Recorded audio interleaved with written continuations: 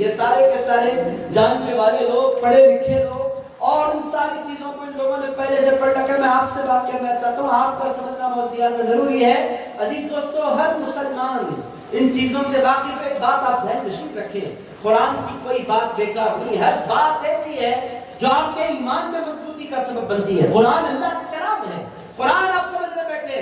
عزیز دوستو، حضور کو کتنے بیٹے تھے؟ بیٹیاں کتنی تھیں؟ 4۔ آپ لوگوں کو معلوم ہے عزیز دوستو، 4 بیٹیاں ہیں، 3 حضور پاک کو بیٹے ہیں۔ جب یہ آیت مبارکہ نازل ہوئی، حضور کے 3 بیٹے بھی دنیا سے تشریف لے جا چکے تھے، حضور کی 3 بیٹیاں بھی دنیا سے تشریف لے جا چکی تھیں۔ حضور پاک علیہ السلام کے کوئی بیٹے دنیا میں نہیں تھے۔ اللہ پاک اگر چاہتا تو فرماتا، لوگوں ہم اپنے نواسوں کے ساتھ آئیں گے، تم اپنے نواسوں کے ساتھ آؤ۔ یہ بھی بول سکتا تھا اللہ تعالیٰ، مگر اللہ تعالیٰ نے ایسے نہیں بولا۔ اللہ تعالیٰ نے فرمایا، میرے حبیب بولو ہم اپنے بیٹوں کے ساتھ آئیں گے، تم اپنے بیٹوں کے ساتھ آؤ۔ حضور کے پاس کوئی بیٹا نہیں ہے، مگر اللہ فرماتا ہے، میرے حبیب بولو میں اپنے بیٹوں کے ساتھ آؤں گا، تم اپنے بیٹوں کے ساتھ آؤ۔ حضور پاک علیہ السلام نے اللہ کی بارگاہ میں عرض کیا، مولا میرے پاس بیٹے نہیں ہیں، میں کیا کروں؟ حضور نے یہ نہیں فرمایا، حضور نے فرمایا میرے پاس بیٹے نہیں ہیں، مگر اللہ بیٹے کہہ کر قیامت تک کے مسلمانوں کو پیغام دینا چاہتا ہے کہ لوگوں، حسن کہنے کو نواسے ہیں، حسین کہنے کو نواسے ہیں، مگر ان کی عظمت وہ ہے جو مصطفیٰ کے بیٹوں کی ہوا کرتی ہے۔ ان کی پوزیشن رسول اللہ کے بیٹوں کی طرح ہے۔ میں نہیں کہہ رہا، یہ قرآن ہے۔ اللہ پاک نے فرمایا، ہم اپنے بیٹوں کے ساتھ آئیں گے۔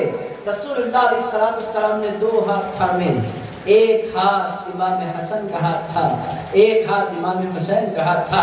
عزیز دوستو، یہ کہنے کو رسول اللہ کے نواسے ہیں، مگر حضور ان کو چاہتے کیسے تھے؟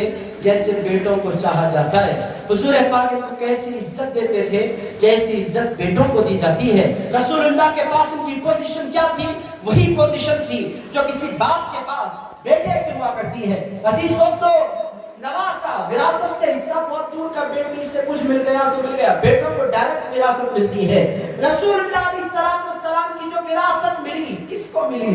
وراثت اگر حضور کی کسی کو ملی ہے، ایک حسن کو ملی ہے، دوسرے حسین کو ملی ہے۔ حضور نے فرمایا اللہ کی ٹیکسٹ آف قرآن، اللہ کا کلام، میں اپنے بیٹوں کو لاؤں گا۔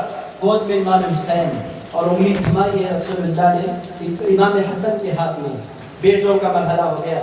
اس کے بعد اللہ پاک نے فرمایا، ہم اپنی عورتوں کو لائیں گے۔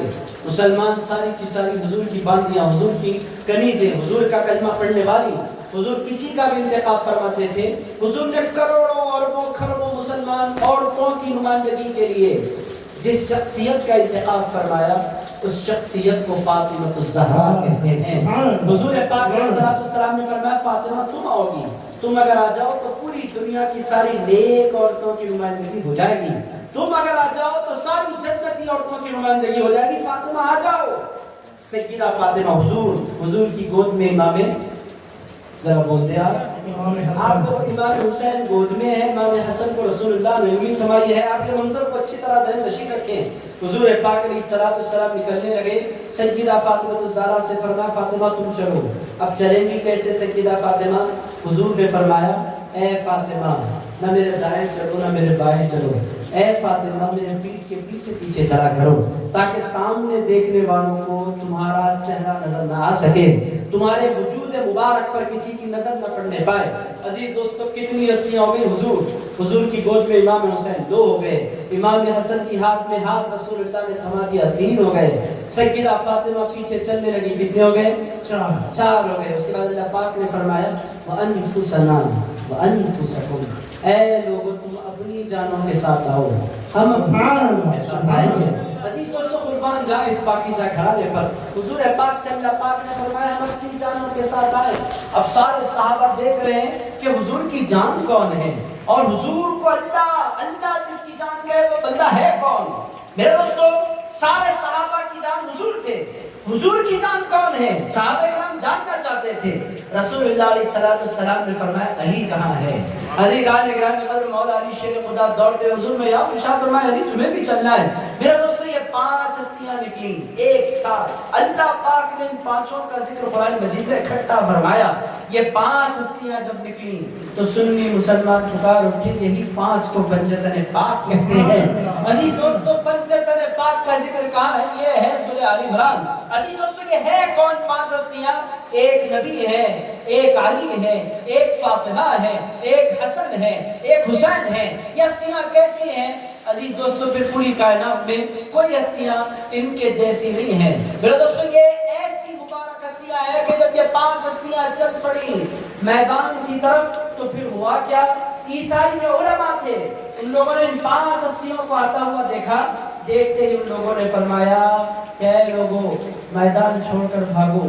یہ ایسی ہستیاں ہیں اگر یہ ہاتھ اٹھا کر کہتے ہیں اللہ سے اے اللہ اس پہاڑ کو اٹھا کر دوسری جگہ کر دے تو اللہ پہاڑ کی جگہ بھی تبدیل فرما دے گا. یہ علی ہے، یہ فاطمہ ہے، یہ حسن ہے، یہ حسین ہے. اور عزیز دوستو سیدہ کائنات کے چلنے کا انداز کیا تھا؟ رسول اللہ آگے تھے، سیدہ پیچھے تھی، ان کے پیچھے مولا علی شیر خدا تھے. پیغام امت کو دیا جا رہا تھا کہ اے لوگوں نبی کی برکتیں امت میں منتقل ہوں گی. اس کا طریقہ کیا ہوگا؟ نبی کی برکتیں فاطمہ اور علی کے ذریعے امت میں تقسیم ہوگی. یہ ترتیب ہے. اور سیدہ کائنات کو بیچ میں رکھ کر ان دونوں ہستیوں نے دنیا کو بتلایا تھا کہ سیدہ فاطمہ پر نہ آگے سے کوئی نگاہ کر سکتا ہے نہ پیچھے سے نگاہ کوئی کر سکتا ہے. آگے سے پردہ مصطفیٰ کا ہے، پیچھے سے پردہ مرتضیٰ کا ہے. کون ہے؟ لوگ کہاں سے کمپیئر کرتے ہیں عزیز سے؟ میری سمجھ میں کبھی نہیں آیا. عزیز دوستو کس قدر لاجیکل بات ہے کہ کوئی اٹھائے اور یزید کو امام حسین سے ٹکرانے کی کوشش کرے. آج کل لوگ آپ لوگوں کو شاید نہیں پتا بسرا کلیان میں آپ رہتے ہیں مگر پہلی مرتبہ انسانیت کی تاریخ میں ایسا ہو رہا ہے کہ کچھ لوگ یزید کی سپورٹ میں اتر رہے ہیں، اس کی تعریف کر رہے ہیں، اس کی اہمیت کو بیان کر رہے ہیں. میری سمجھ میں نہیں آ رہا کہ کہاں سے یزید، کون یزید، اس کے کیا وقار. عزیز دوستو یہ سیدہ کائنات ہے جن کے بیٹے امام حسین ہیں. سیدہ کائنات کون ہے؟ 2 مثالیں آپ کی خدمت میں عرض کرتا ہوں. حضور کی خدمت میں سیدہ بیٹھے ہیں، دروازے پر کھٹکا ہوا، حضور کی آنکھیں بند، آرام فرمائے رسول اللہ. دروازے پر کھٹکا ہوا، عام طور پر لوگ کھٹکا نہیں مارتے تھے. سیدہ کائنات سمجھ گئی کوئی مسافر آیا ہے. ارشاد فرمایا مسافر لوٹ جا، میرے بابا آرام کر رہے ہیں، چلا گیا. دوسرے دن پھر صبح کھٹکا ہوا. پھر سیدہ کائنات نے فرمایا مسافر، چونکہ صحابہ کبھی کھٹکا نہیں مارتے تھے، حضور کے گھر میں ادب کرتے تھے رسول اللہ کا. حضور آتے تو ملاقات کر لیتے، حضور نہیں آتے تو انتظار کر لیتے، کبھی کھٹکا نہیں مارتے حضور کے دروازے پر. صحابہ کرام بادر جماعت کا نام تھا. کھٹکا دوسرے دن ہوا، سیدہ کائنات نے ارشاد فرمایا مسافر لوٹ جا، لوٹ گیا. تیسرے دن پھر کھٹکا ہوا، سیدہ کائنات نے فرمایا مسافر لوٹ جا. حضور نے آنکھیں کھولی، ارشاد فرمایا فاطمہ ذرا اندر چلی جاؤ. سیدہ کائنات اٹھ کر اندر چلی گئی. کچھ دیر نہیں گزری رسول اللہ علیہ السلام نے مثال فرمایا. عزیز دوستو لوگوں کی بات سمجھ میں نہیں آئی. سیدہ کائنات سے بعد میں لوگوں نے پوچھا ہے سیدہ آپ اٹھ کر گئی، اس کے بعد پھر حضور کا وصال ہوا، اے سیدہ بات کیا ہے؟ ارشاد فرمایا بات یہ ہے جو دروازے پر کھٹکھٹا رہا تھا وہ کوئی عام بندہ نہیں تھا، وہ موت کا فرشتہ تھا، اور وہ میرے ادب کی وجہ سے حضور کی خدمت میں حاضر نہیں ہو پا رہا تھا. اور عزیز دوستو اس سے عجیب بات میں آپ کی خدمت میں عرض کروں. سورہ زمر کی آیت ہے اللہ یتوفی الانفس حین موتها. یہ آیت مبارکہ اٹھا کر دیکھیں. اس آیت مبارکہ کی تفسیر میں علامہ اسماعیل حقی رحمۃ اللہ علیہ لکھتے ہیں جب سیدہ کائنات بی بی فاطمہ الزہرا کے وصال مبارک کی گھڑیاں قریب آئی، بی بی فاطمہ الزہرا نے اللہ کی بارگاہ میں عرض کیا مولا سب کی روحیں کون نکالتا ہے؟ اللہ پاک نے فرمایا فاطمہ سب کی روحیں ملک الموت نکالتا ہے. ارشاد فرمایا اے پروردگار میں تو ملک الموت سے پردہ کرتی ہوں، وہ میری روح نہیں نکال سکے گا. اللہ پاک نے فرمایا اے فاطمہ الزہرا یہ میرا بنایا ہوا قانون ہے، قل یتوفاکم ملک الموت الذی وکل بکم. اے لوگوں تمہاری روحیں قبض کرنے کی ذمہ داری میں نے موت کے فرشتے اسرائیل علیہ السلام کو دے دی. وکل بکم تم تمام کے معاملات ان کے حوالے کر دیے گئے. پہلے وہ روح نکالتے ہیں ثم الی ربکم ترجعون، پھر تم اپنے مولا کی بارگاہ میں رجوع ہوتے ہو. سیدہ کائنات نے عرض کیا اے مولا وہ غیر ہے، میں تو ان کو اپنے پاس آنے نہیں دوں گی. اللہ پاک نے فرمایا فاطمہ پھر کیا ہوگا؟ کہنے لگے مولا تو جو چاہے وہ ہوگا، تو تو مرضی کا مالک ہے، تو کائنات کا پروردگار ہے، تو جو چاہے وہ کر سکتا ہے. ارشاد فرمایا فاطمہ تیری خاطر یہ رول بدلا جاتا ہے، سب کی روحیں ملک الموت نکالتا ہے، تیری روح تیرا پروردگار نکالے گا۔ خاتون جنت، آپ بنیادی باتیں سمجھیں، امام حسن، امام حسین، سید کائنات، مولا کائنات کے رسول اللہ علیہ السلام کا گھرانہ ہے۔ اور عزیز دوستو گھر والے ہوتے ہیں۔ عزیز دوستو گھر والوں کی بات آپ انکار کریں، مگر بیٹا ہوتا ہے، آپ اس کا انکار کر ہی نہیں سکتے۔ بیٹے کا معاملہ کیا ہوتا ہے، آپ اپنے گھر میں دیکھیں، ایک ہے آپ کا دوست، لاکھ قریبی دوست ہوگا، اس کا آنا ہوتا ہے ڈرائنگ روم تک۔ یہی دنیا کا اصول ہے، دیوان خانہ اس کو کہتے ہیں اردو میں، آج کل لوگ نہیں سمجھتے، اس واسطے میں اس کو ڈرائنگ روم بول رہا ہوں۔ عزیز دوستو دیوان خانے تک کسی بھی دوست کی ریچ ہوتی ہے، اس کے بعد نہیں جا سکتا۔ اور بیٹے کا عالم کیا ہوتا ہے، بیٹا اپنے گھر میں پورا گھر گھوم سکتا ہے کیونکہ وہ گھر کا بیٹا ہے۔ عزیز دوستو بندت پاک کے حضور کے گھر والے ہیں، آپ ان کو سمجھیں۔ عزیز دوستو رسول اللہ علیہ السلام کے گھر والوں کو جو اللہ پاک نے عظمت عطا فرمائی، وہ باہر والوں کو نہیں مل سکتی۔ باہر والوں میں گھر والوں میں فرق کیا ہے، میں آسانی سے عرض کرتا ہوں، سنیں گے انشاءاللہ، تھک تو نہیں رہے ہیں، نیند تو نہیں آ رہی ہم لوگوں کو، آپ بولیں گے آپ قرآن سناتے چلے جا رہے ہیں، ہم اتنا سننے کے عادی نہیں ہیں، میں آسان کر کے عرض کرتا ہوں۔ عزیز دوستو یہ حضور کے گھر والے، گھر والا ہوتا ہے۔ آپ سمجھیں مدینہ منورہ میں سینکڑوں بچے پیدا ہوئے، رسول اللہ علیہ السلام نے کرم فرمایا، ان کو نام عطا فرمایا، رسول اللہ نے دعاؤں سے سرفراز فرمایا۔ مگر عزیزان گرامی قدر، گھر میں بیٹا حسین پیدا ہوتا ہے، رسول اللہ صرف دعائیں نہیں دیتے، ان کے منہ میں اپنی زبان دے دیا کرتے ہیں۔